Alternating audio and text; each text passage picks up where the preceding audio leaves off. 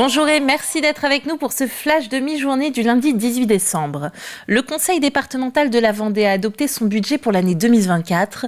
Malgré une situation économique tendue due à une baisse de plus de 40 millions d'euros de recettes, pour cette année, le budget s'élève à 925 millions d'euros, répartis comme suit: 659 millions d'euros de dépenses de fonctionnement et 195 millions d'investissements.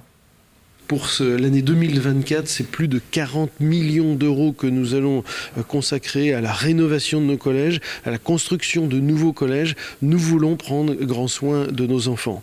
Il y a aussi, bien sûr, les mobilités et en particulier les infrastructures routières où nous allons poursuivre notre programme d'investissement. Il faut que les Vendéens puissent se déplacer en toute sécurité. Il faut que l'économie vendéenne puisse profiter de ces infrastructures.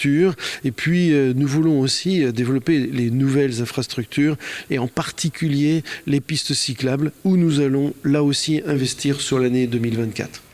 Plus de 200 mm en novembre et déjà 100 mm de précipitations à la mi-décembre. Les pluies incessantes de ces derniers mois n'ont pas fini de donner des nuits blanches aux ostréiculteurs.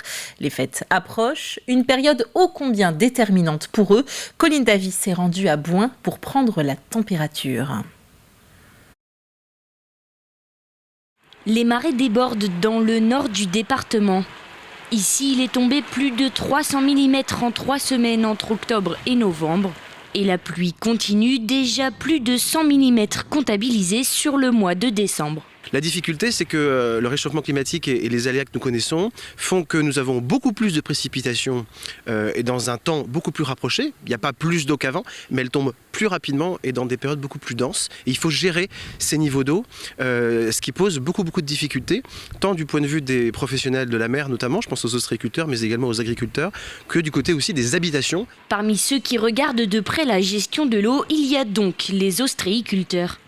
Ils sont environ 80 sur la commune et la météo de 2023 ne les a pas épargnés, à commencer par les tempêtes de début novembre. Alors les tempêtes, forcément on a eu beaucoup d'inquiétudes parce qu'on n'avait pas accès au parc pendant une dizaine de jours.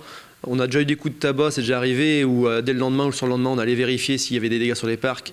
Là malheureusement on n'a pas eu accès sur les parcs avant 10 jours après les tempêtes à cause du mauvais temps et des petites marées.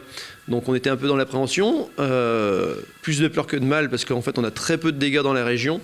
Moi personnellement j'en ai quasiment pas, j'ai écouté un peu mes collègues autour, c'est pareil, c'est assez limité donc pas d'impact sur la production. Si le vent n'a pas causé de dégâts, les tempêtes ont apporté de l'eau en grosse quantité et cela ne s'est pas réellement arrêté depuis.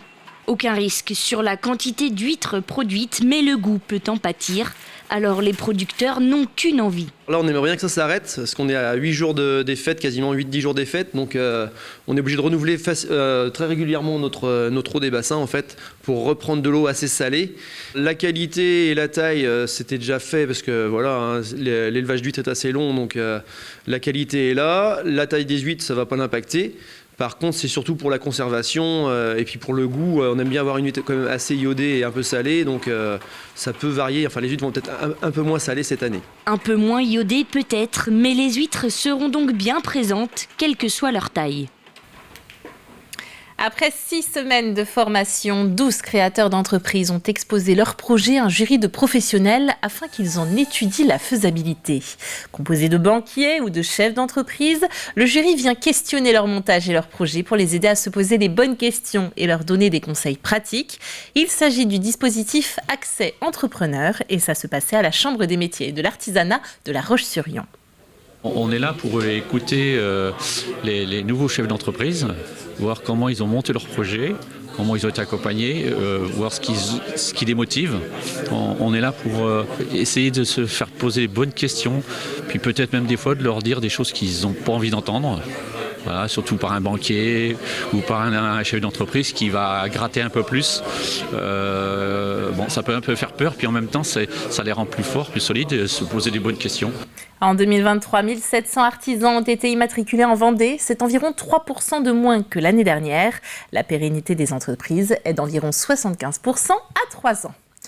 Côté football, pour la 9e journée de la Division 3, la Roche ESO recevait Caen dimanche après-midi au stade de Saint-André-d'Ornay. Les Vendéennes se sont imposées sur le score de 1-0. Après une première période équilibrée avec peu d'occasions de part et d'autre, les Lyonnaises ouvrent le score à la 45e minute par la capitaine Meta Camara. Leurs adversaires n'arriveront pas à revenir à égalité. On écoute Anthony Gauvin, l'entraîneur du club vendéen. On est tombé sur une équipe qui était très agressive, qui défend très bien. Moi j'avais déjà regardé quelques matchs de cette équipe-là et je savais, et j'avais déjà prévenu les joueuses que on allait avoir quelques difficultés. Et donc sur la maîtrise, je voulais qu'on aille un petit peu plus vite dans les transmissions. Mais dans l'ensemble quand même, je pense qu'on a maîtrisé les choses. Donc c'était l'objectif. On est soulagé aussi de devoir passer ce match parce que je savais que ce match allait être compliqué. Mais voilà, il est passé et on est content d'avoir cette victoire.